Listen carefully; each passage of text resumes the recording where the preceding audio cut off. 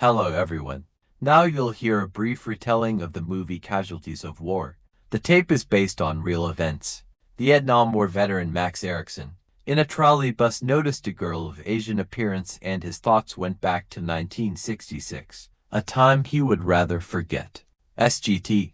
Tony Messer ordered to privates to plant mines on the flanks. Hatcher assumed one of the Viet Cong tunnels was directly below them. The Green fighter thought he saw the enemy and fired into the bushes. Because of this, the squad was spotted and mortars were fired at them. During the retreat, Max fell underground. There was actually a tunnel here that the Vietnamese were running through. The private calls for help, but it was an enemy soldier who heard him first, and has already crawling with a knife in his teeth to kill the American. Finally, Sarge saw Max stuck in the ground and managed to save him at the last moment. Then he had to shoot back at the Vietnamese man who was stuck in a tree. The sergeant miraculously managed to spot the guy who was climbing out of the hole and finished him off. In the morning, the squad entered a small village. Max tells everyone that he has been here for 3 weeks. In Brownie's opinion, for the second month he doesn't care what is going on around him or what he does. Max gave the kids chocolate. They also gave him a fruit. The sergeant's advice was not to eat anything the locals gave him. The kid justified that he took the food as a courtesy. This provoked laughter and outrage from the soldiers. They are burning their villages and he takes food from their hands out of politeness. The soldiers are trying to find out if there are Viet Cong in the village. Otherwise, there are only women and old people around. Max goes to learn the local gardening equipment. The sergeant advised him to stick with the squad if he wanted to get back to his wife and child. Brownie reasoned that he and the sergeant would be demobbed soon. But then he gets hit by a burst of gunfire. It's coming from the bushes across the river.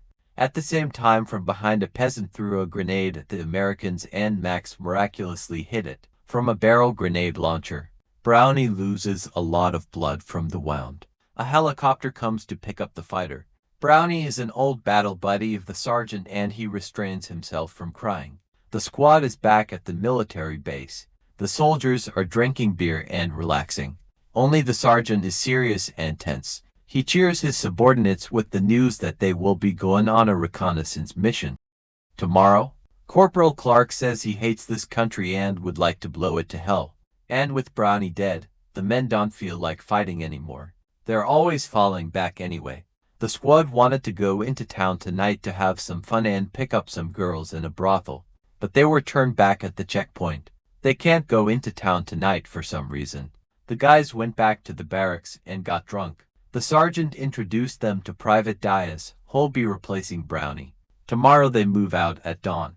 They need to find bunkers and tunnels that aren't on the map. They will also leave an hour early to find a girl in a village nearby for fun and to raise morale. Max can't believe that the sergeant is really going to kidnap the girl. He's only a month away from demobilization, so why would he risk it? But even before dawn, we see the squad wandering through the village, looking in every hut where civilians are sleeping peacefully. In one of them they find 2 sisters. Their mouths were covered, but their screams woke up the whole village. All this was happening only 10 meters away from Max and there was nothing he could do about it. Not only that, but the privates were stationed outside the house to keep the other villagers away. Judging by the reaction of the soldiers, only Max is shocked by what he has just seen. One of the girls was taken out of the hut. Her mother wanted to hand her daughter a handkerchief, but Clark's bastard had shoved it in her mouth. "Excuse me," Max said in a hoarse voice. The girl's hands were tied and she was forced to walk with the squad. Max went up to the sergeant to talk about the kidnapped girl, but was immediately sent on watch by Hatcher. Scumbag wondered why they hadn't done this before. They could be like Genghis Khan. In the campground, Clark began molesting the prisoner. Diaz admitted to Max that he didn't want to rape her. Max also asked Clark not to do it. That's when Hatcher made a noise. He thought he saw the Viet Cong in the bushes and opened fire, but it turned out to be a buffalo. The girl coughed and the sergeant gave her an aspirin tablet. Max again asks the sergeant to explain what they are doing and what is even going on here. Max asks not to mess with his head. She's just an ordinary peasant girl who slept in her house. The sergeant presses the soldier that they are all battle buddies. She's a Viet Cong bedfellow, but he doesn't know who Max is anymore. Private Hatcher made the girl carry his backpack. Seeing this, Clark makes him carry his own. The captive has to cover great distances barefoot. The squad stopped at an abandoned cabin. The sergeant decided to set up a command post here. He took 2 men with him for reconnaissance. Diaz asked Max to stand up for him if he was ordered to take the girl by force. The privates agreed. Max went over to the prisoner to treat the wound on her back. The poor girl looked at him like a frightened animal. Then she realized he wouldn't hurt her. The sergeant decided to set the soldier straight. He apologized for the hit and run, then reminded him that they could only rely on each other. Messerv led Max to the prisoner, tied her hands, and said he would rape her with the others. But the guy turned around and walked away. The sergeant got mad, started yelling at him that the rest of us agreed to have fun. Sarge noticed that Max was looking at Diaz. Maybe they were in on it together. But Diaz got scared and said he was with everyone else. Sarge and Corporal can't figure out why he's doing this. Maybe he sympathizes with the Viet Cong. Then he could have some unfortunate accident. They don't care about a young soldier. Max pulled a gun on the sergeant, but he didn't even think to be afraid. Sarge headed for the cabin. He would be first in line. When Max twitched, Clark put a knife to his throat and sent the private to stand watch. The second Sarge ordered Diaz to go, and the abuse continued throughout the night. Max never once turned toward the hut. In the morning, the squad reached the river. There they discovered the enemy. The Viet Cong are definitely up to something.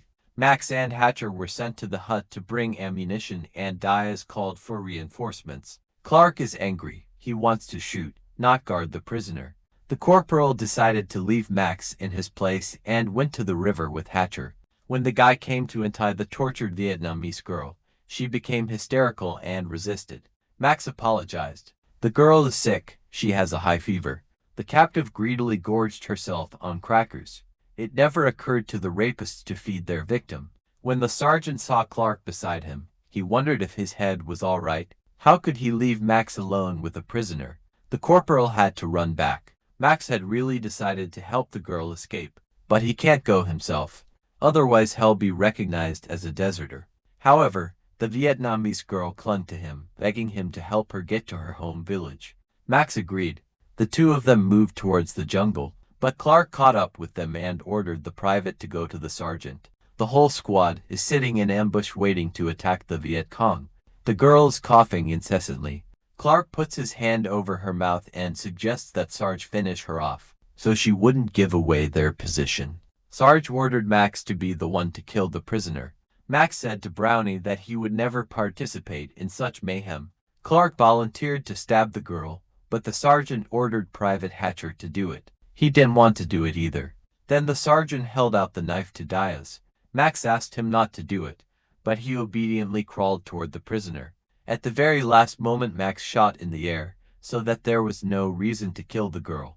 A firefight began. Max was left to cover the squad. The others ran down the road.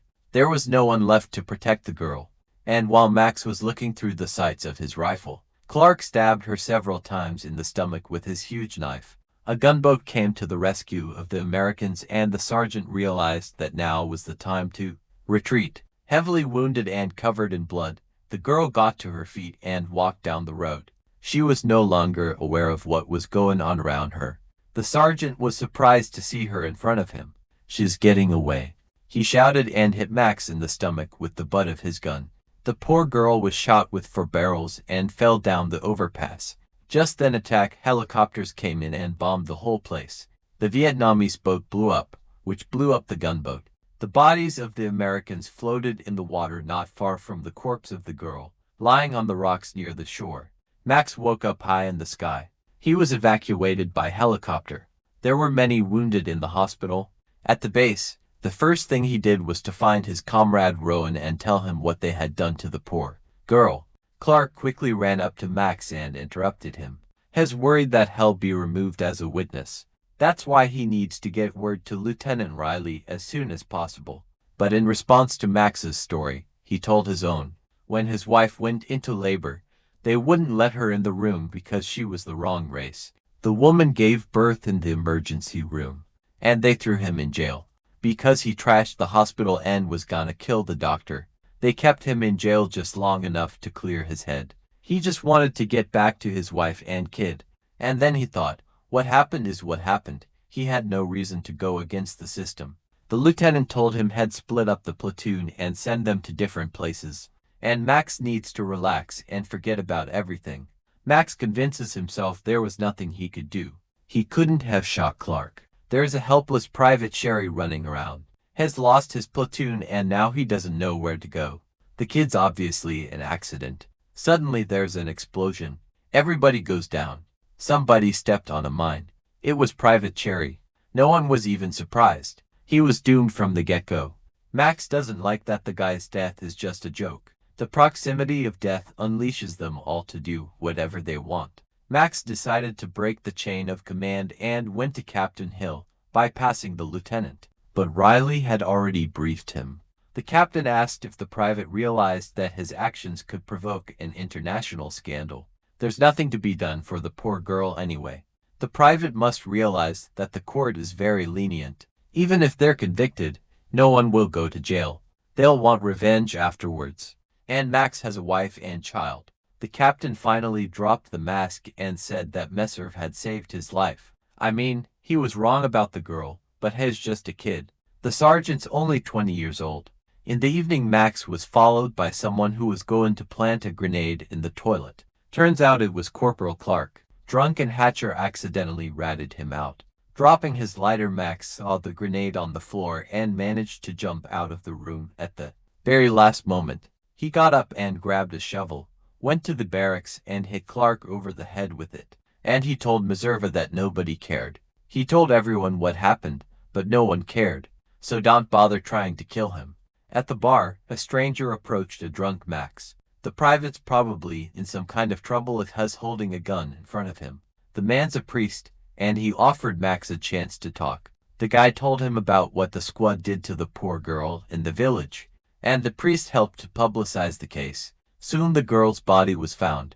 Clark, with a dent in his forehead from a shovel, denies his guilt. Men like him and Misser should be on the battlefield, not here. DUMB Hatcher decided that Max refused to participate in the crime, just because he is not as experienced as the other fighters. Diaz admits he did it because he was afraid of being ridiculed.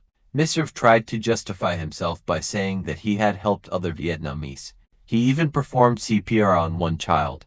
Private Diaz was sentenced to 8 years hard labor. Private Hatcher was sentenced to 15 years hard labor. Corporal Clark is sentenced to life imprisonment in a maximum security colony.